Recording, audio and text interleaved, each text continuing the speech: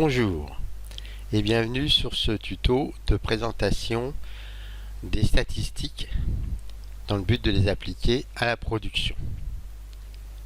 La première chose importante est bien sûr la loi normale ou loi de Gauss,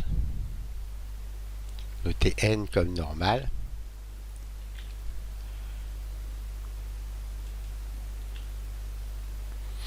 Et qu'on représente sous cette forme-là, qu'on appelle aussi courbe en cloche. La loi normale est la base des statistiques modernes. Il existe d'autres lois dérivées ou différentes, mais celle-ci est la plus utilisée car elle correspond le plus souvent aux phénomènes que l'on rencontre, même en production à l'atelier. Cette loi normale se définit donc par une courbe. La particularité, c'est que ce qui nous intéresse, ce n'est pas la forme de la courbe, mais la surface de la courbe qui est à l'intérieur. Cette surface, ici, représente 100% de la population que l'on va étudier. La population, c'est le nombre de voitures, le nombre de pièces, le nombre de personnes. Alors, évidemment, le mot population provient au début du fait que c'était des personnes que l'on étudiait, leur taille, leur poids, leurs habitudes alimentaires. Nous, on va étudier plutôt des pièces ou des ensembles, et sur des pièces, on va étudier des tailles, des dimensions, de tolérance. Donc 100% de la population. On voit tout de suite qu'il y a une partie centrale ici qui fait une bosse.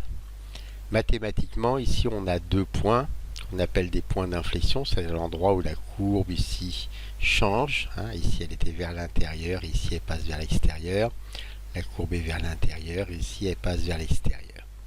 Ces deux points d'inflexion sont des points caractéristiques de la loi normale. Ils délimitent une surface qui représente 66%, 68% de la population. La plupart du temps, nous dirons les 2/3 de la population. Donc c'est la grande majorité. Il faut bien savoir que c'est cette partie de la population qui intéresse la plupart du temps les économistes, les politiciens et la plupart des gens qui derrière vont faire du business, puisque c'est ceux-là qui représentent plus de la majorité. 50%, 2/3, 68% ou 66%, plus de la majorité. Mais bien sûr, avoir les 2/3 des pièces bonnes dans un atelier, surtout si c'est des pièces d'aviation, ce n'est pas suffisant. Personne ne voudrait monter dans un avion en sachant qu'il y a 2/3 des pièces bonnes, 68% que tout aille bien, donc 32% de risque.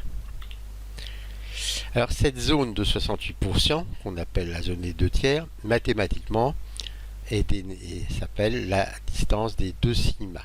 Sigma, c'est ce qu'on appelle l'écart type. Donc 2 sigma, 2 écarts types. Première zone centrale à 2 écarts types de la loi normale. Mais on peut l'agrandir à 4 ou 6 écarts types.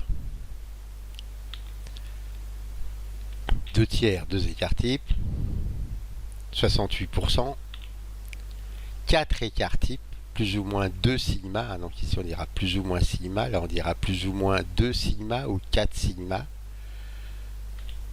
Ça nous fait 95% de la population. Alors là on est déjà plus dans ce qu'on étudie traditionnellement en mécanique. En mécanique dite de précision, 5% de pièces défectueuses, 95% de pièces bonnes. Évidemment, le but, ça sera de déterminer les pièces défectueuses, les 5%, de façon à ce qu'elles ne soient jamais soit livrées chez le client, soit montées sur l'ensemble voiture ou avion. Toutefois, ces 95%, même si ça paraît bien, et souvent on a du mal déjà à atteindre 95% de qualité, on estime qu'on peut monter plus, et donc notamment les 4 sigma peuvent passer à 6 sigma. Et là, donc, c'est les Japonais qui, les premiers, ont essayé d'atteindre ça. Donc, 99,8% de pièces bonnes. On n'a plus que 2 pour 1000 de non-qualité. Très peu de sociétés françaises arrivent à ce chiffre-là. 95% Tout le monde y arrive maintenant dans l'aéronautique, avec des difficultés, mais y arrive. 99,8%, très peu d'entreprises y arrivent. Le but étant toujours, bien sûr, dans tous les cas, de détecter les pièces fausses pour ne pas les livrer. Mais arriver à faire que des pièces bonnes du premier coup, c'est très difficile. Voilà donc le principe de la courbe de Gauss. Alors, on comprend bien que déjà pour les économistes, politiciens et autres statisticiens, les 2/3 du centre sont les plus importants puisqu'ils représentent la majorité. Donc évidemment, il vaut mieux s'intéresser, si on a un problème par exemple de maladie ou de santé, il vaut mieux d'abord résoudre les problèmes de santé des 2/3 de la population. Mais bien sûr, ceci ne représente pas 100% de la population. Il y a en dehors ce qu'on appelle la frange marginale, donc les zones qu'on a ici ou qu'on a là, ici ou là, donc qui sont des zones plus petites, qui vont représenter que 5-10% de la population, voire beaucoup moins. Alors, donc,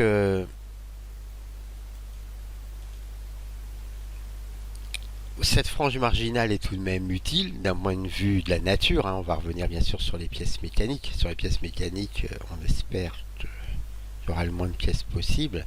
Mais d'un point de vue réel, la réalité de la vie, c'est très utile puisque les 2/3 vont donner globalement la direction. C'est la grande majorité, c'est ce que tout le monde fait.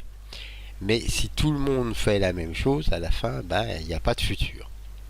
Donc les gens qui ne sont pas concernés dans les 2/3, qui ne font pas partie de cette forte majorité et qu'on va retrouver sur le côté, même ici la petite zone jaune, des gens très rares, on va retrouver bien sûr des gens d'exception qui sont très connus, mais aussi des gens peu connus, mais qui ont des idées qui sortent de l'ordinaire, des comportements qui sortent de l'ordinaire. Et c'est ça qui permet de faire avancer le monde depuis des milliers d'années. Donc cette courbe de Gauss, c'est pour ça qu'elle est très importante d'un point de vue humaniste, c'est qu'elle représente bien qu'est-ce que c'est qu'une population classique, normale, la population normale, c'est pas que le centre. Être normal, ce n'est pas que faire partie des 2/3. Être normal, c'est toute la courbe. Et donc, dans cette courbe normale, il faut aussi des créatifs, il faut aussi des gens qui ont des idées avant-gardistes ou des gens qui ont des idées qui veulent conserver des anciennes valeurs. Tout ça, ça fait partie de ce qui fait que le système va évoluer et va perdurer dans le temps. Alors, revenons à nos pièces mécaniques qui, elles, malheureusement, ne vont pas perdurer dans le temps puisque une pièce mécanique va durer 10 ans, 20 ans, 30 ans, mais ne durera jamais un siècle ou plus. Donc ces pièces mécaniques, elles, le but c'est qu'elles soient toutes bonnes, en tout cas les premières années, mais si elles s'usent après, on les changera. On n'a donc pas des millions de personnes ici, puisque là si on étudie la France, ça fait 70 millions de personnes, si on étudie le monde, ça fait 7 milliards de personnes. Or nous allons plutôt nous intéresser à des séries de 50 pièces, de 500 pièces, voire de 5000 pièces, mais rarement plus, sauf dans l'automobile où on peut atteindre 50 000 pièces. Donc pour étudier cette courbe, la plupart du temps, en mécanique, on va utiliser des regroupements. Donc voilà la courbe théorique. Et voilà par exemple le type de regroupement qu'on va faire. On va regrouper les pièces par valeur. Vous voyez, si on a une cote ici, on va prendre une cote de 30 plus ou moins 4. On serait plutôt en chaudronnerie ou en... Voilà. Ici on aurait une pièce qui fait juste de 30 à 31, on la classe là-dedans. Une pièce qui fait de 31 à 32, on la classe ici. Une pièce de 32 à 33 ici. Une pièce de 33 à 34 ici. Donc vous voyez, à chaque fois, on va regrouper nos pièces. On va faire ce qu'on appelle des classes. Et puis, ce nombre de classes, au minimum, on pourrait en faire comme ici 6, ce qui permet de parler des 6 sigma.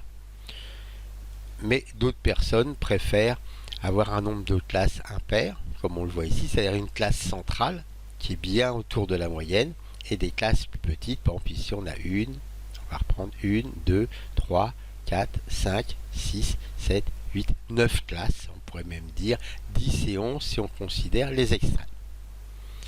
Donc dans la réalité des pièces mécaniques, on va regrouper les pièces de façon à pouvoir arriver non pas à une courbe aussi lisse que celle qu'on a vue, mais plutôt à un escalier qui se rapproche fortement de la loi normale.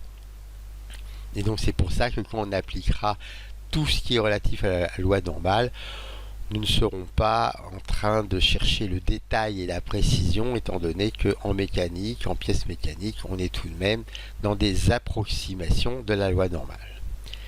La théorie des grands nombres qui s'applique sans souci quand on a 1000, 10 000, 100 000, voire des millions de personnes, s'applique moins quand on fait 500 pièces dans un atelier. Voilà donc pour la présentation de la loi normale, qui, globalement, à cette allure-là, et dont nous nous intéressons à ce que toutes les pièces que l'on va faire soient bonnes. Alors bonne, ça veut dire quoi? Cette loi normale, on a vu qu'on pouvait la considérer à plus ou moins 2 sigma, plus ou moins 4 sigma, plus ou moins 6 sigma, et en mécanique, nous avons ce qu'on appelle des intervalles de tolérance, ce que les statisticiens appellent l'étendue.